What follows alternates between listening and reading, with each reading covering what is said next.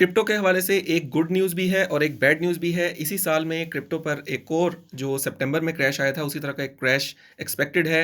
2022 के इनिशियल में या 2021 के एंड में ये क्रैश एक्सपेक्टेड है। जैसा कि मैंने मार्च में एक अपनी वीडियो में बताया था आपको कि एक क्रैश जो है वो एक्सपेक्टेड है सितंबर में, और आप यहाँ पर वीडियो में देख सकते हैं कि सितंबर में कितना बड़ा ये हिस्ट्री का जो सबसे बड़ी जो रेड कैंडल है ये यहाँ पर बनी थी सितंबर में, और रिसर्च से मैंने ये मार्च में ही आपको बता दिया था। अब मज़ीद रिसर्च से मुझे ये पता लगा है कि इसी साल के एंड में और नेक्स्ट ईयर के स्टार्ट में एक और बड़ा क्रैश एक्सपेक्टेड है। उसमें क्या करना है और गुड न्यूज़ क्या है?